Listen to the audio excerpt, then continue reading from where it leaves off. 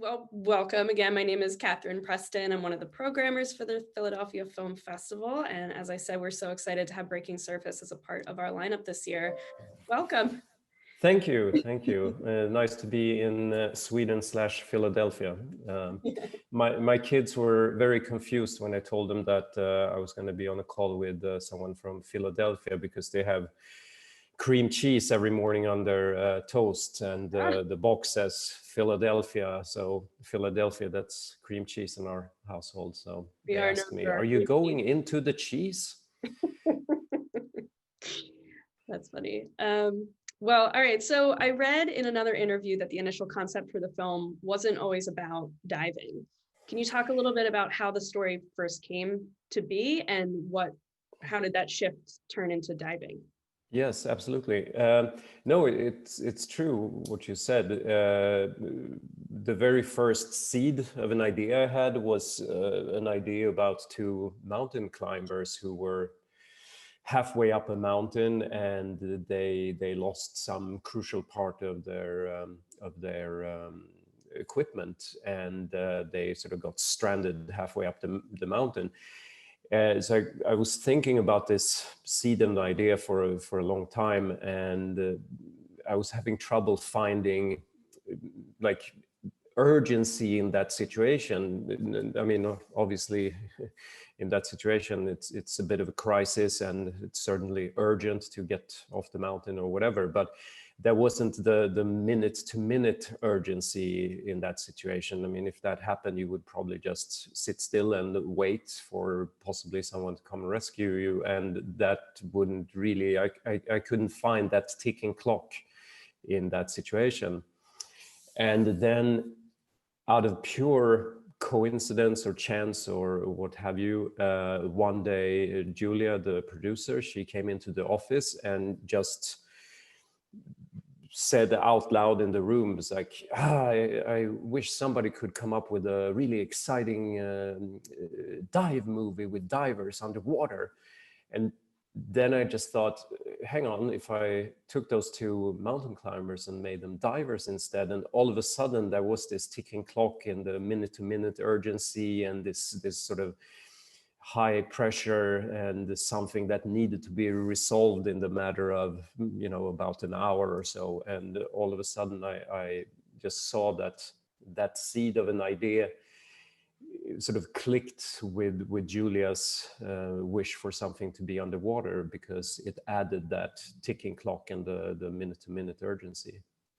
Yeah, absolutely. Had you had experience diving? Did you need to do a lot of research once you sort of made that decision? Yes and no. My own diving career is quite limited. I have some ear problems, so I wish I had been diving more. I think I've maybe logged 10 dives on just an open water PADI certificate. But I guess I've dived enough to know that it's can be a little scary at times. And then as to research, no, I didn't go diving to sort of research firsthand, but of course I did speak to a number of much more experienced divers. I have a friend who's a commercial diver, and then quite early on in the process, we brought on Erik Börjesson, the underwater cinematographer, who was really much more than just the underwater cinematographer in this project. He was really like an underwater consultant in every sense of the word, And I'm a little hazy on the exact timing of this, but I want to say that we brought him on to the project about 1.5 years before we actually started shooting the film. So this was even before we even knew that we could make it, that we would get financing.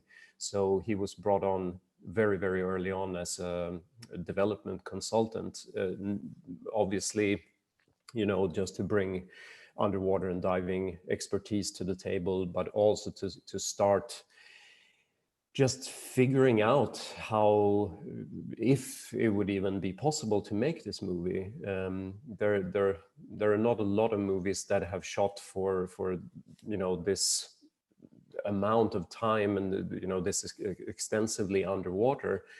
So it's not like we had a ton of experience from other people or other films or other sources to go to. I mean, if you want to shoot if you wanted to shoot a mountain climbing movie, there's tons of mountains around and there's tons of films about that.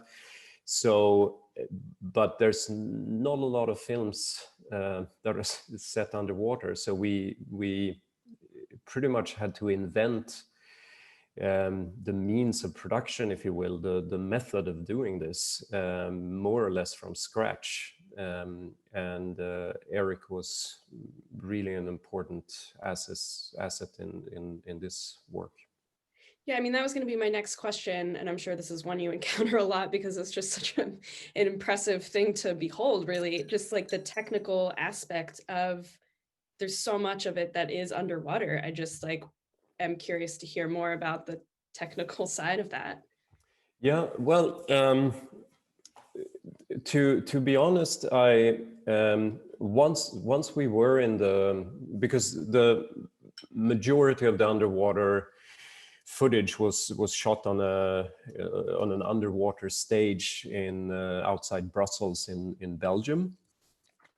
And once we were there shooting underwater, it was strangely similar to shooting any movie. The process is the same. There's a camera, there are actors, and you give direction to the actors, and you give technical direction to all the people working behind the camera, and you're sitting in front of a monitor and you're seeing what's going on. So once we got there, the experience of actually making the movie and directing the actors and working with the crew and the team was very, very, very strangely quite similar to any movie you make. So the difference was in these about a year and a half of sort of active development, where we had to figure out how to do this, if it could even be done.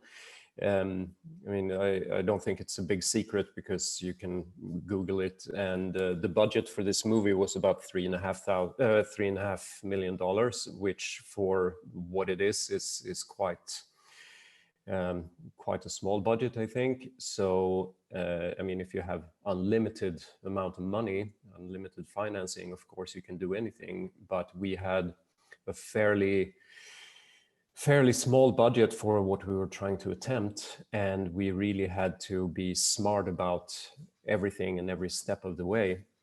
And when we started, one of the first things that happened was that we found our co-producers in Belgium.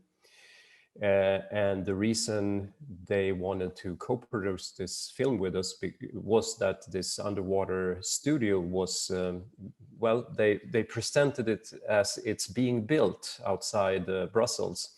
As it turned out, somebody was thinking about maybe building it.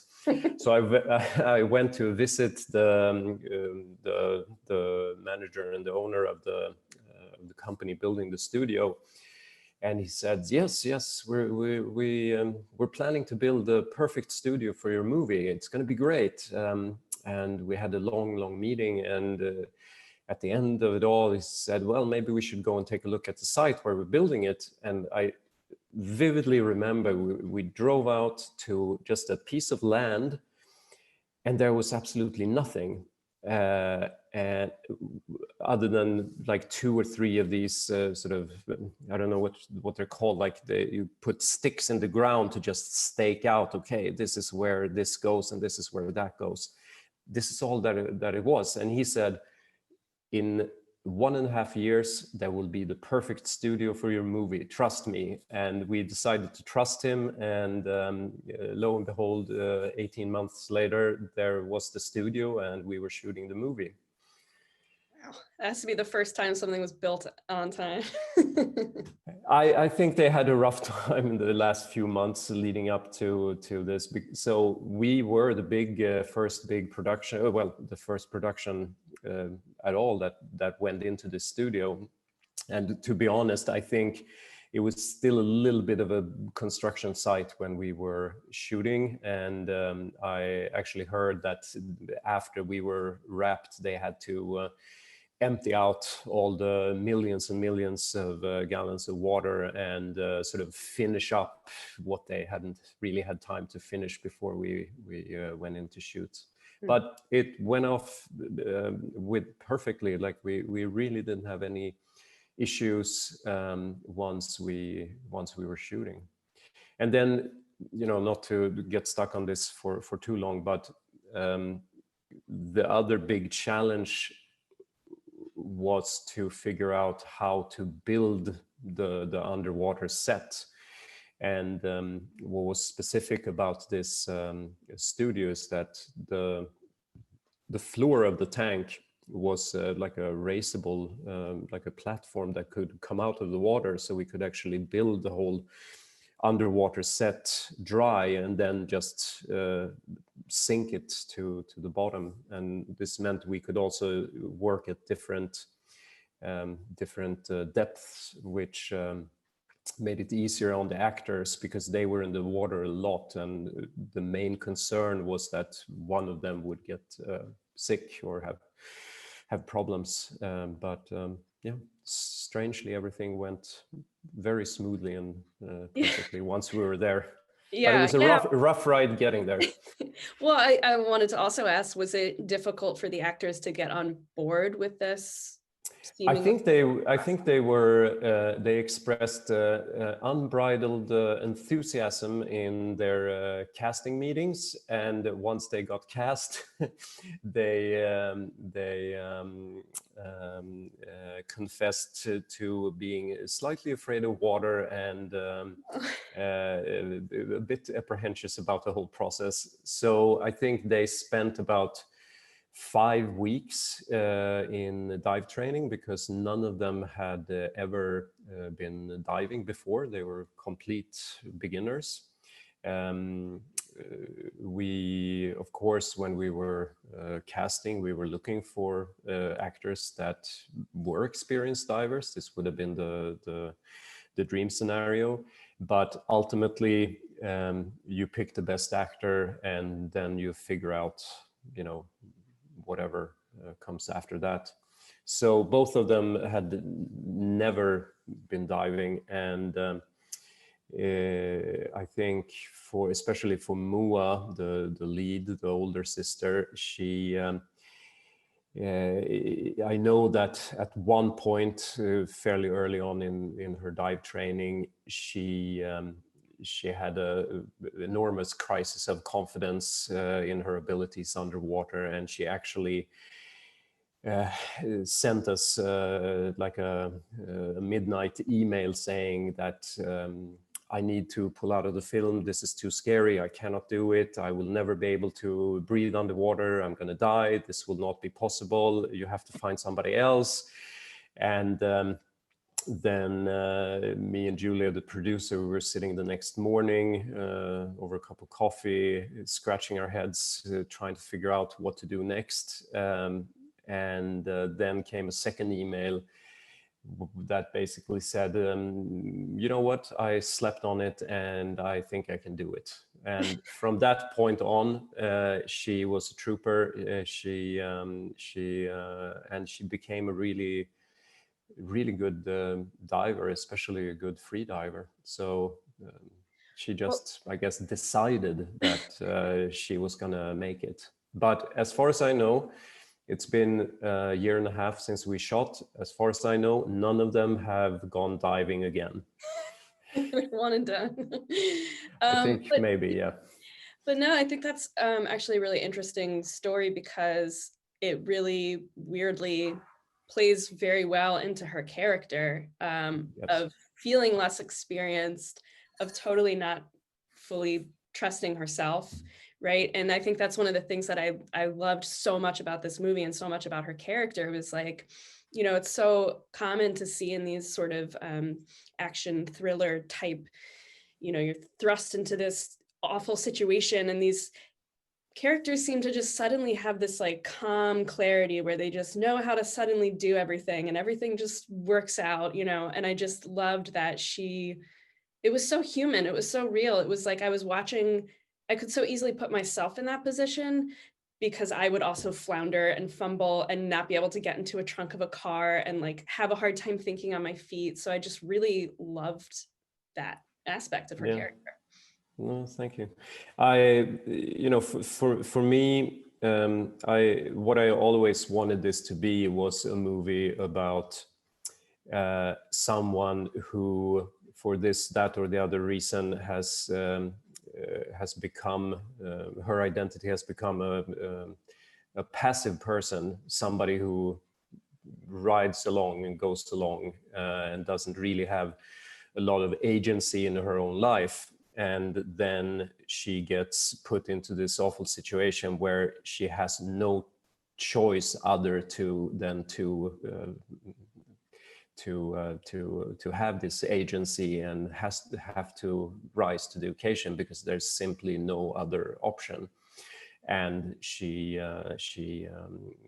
grows as a person from being in that situation. So this is really from the very beginning what I wanted this story to be.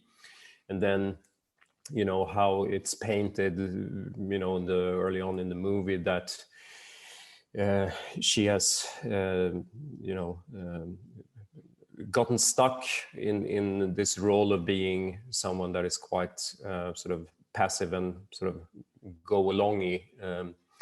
And this was sort of the challenge to do fairly quickly in the movie, because once the adventure starts going here, there is no time in this movie to sit down and have a campfire chat about old times. So it's the storytelling wise, this was the big challenge, to sort of paint these two, paint a quick portrait of these two sisters, and then hopefully have that be enough so you're invested in these people once the adventure gets going, because once that happens, there is no stopping. The train just... I think that's a kind of a testament to both your writing and also the performances, because it did feel as though the present day characters were very much informed by these past, you know, emotional heaviness or whatever. Very much brought it into the present, but it was never spoon-fed or overindulgent in that way. So there was absolutely that sort of balance that you were speaking to. Yeah, well, good, thank you. I think but you know, this was storytelling wise, this was the hardest balance to strike. You know, how much of the backstory do we present, and how fully do we paint these characters without slowing down the trajectory of the movie. So I hope we've struck a good balance, and I'm quite happy with the movie as it came out. Great. I also I have to ask about the dog. I just loved, I loved the dog, and I found myself feeling so bad for the dog, and not even the dog who dies. That I felt bad for that dog too, but this dog clearly knows something is going on, something horrible is happening, but he can't do anything. He's just sort of this like helpless. Yeah, true. My family here, we're on our second dog. We just recently brought home a stray from Greece. So, but this is my experience with dogs. They know what's going on. They know what's up. But and I do think that dogs have a desire to help. I mean, the new dog here, every time I go to tie my shoelaces, he's there and he wants to help me tie the shoelaces. I mean, that's obviously on a microscopic level, but I think this dog in the movie, he knows what's going on. And one of my favorite moments in the movie is when, towards the end, when Ida has sort of given up and left Tuva for dead, and she lays down next to the dog on that little dock there, and they have this moment of connection, and the dog kind of just with his eyes, it's perfect. It's a very, I'm very happy with the dog performance. The eyes of the dog says, really, is this all you have? And then of course she has a little bit more in her. Yeah, I love that. Was a great moment. Did you have to find, like, how did you find that dog? Focus too much on the dog. It's not a movie dog. This is the dog's first movie, maybe last, I have no idea. But we did recruit a fairly experienced woman who does animal training for movies. I think she's been doing it for about 20-25 years. So we hired her to give us some options, and she presented a few options. I went to, it was just like casting regular actors. I went to meet with the dogs, and this dog was possibly not the one that had sort of was the best trained or the best performer, if you will, but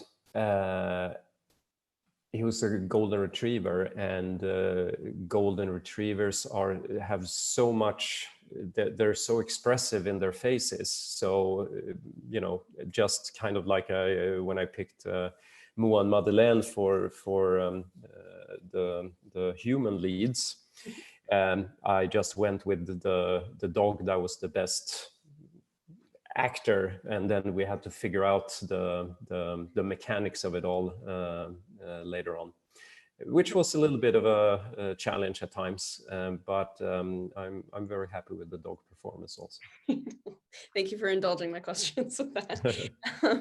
And then I guess to just sort of wrap up, how has this been for you to sort of have this movie, you know, and wanting to connect with audiences possibly, but just sort of like living this new normal? It's, to be honest, it's been a little bittersweet in a way. I think, or I know, the film has been selected for a bunch of festivals, but the festivals have either, canceled or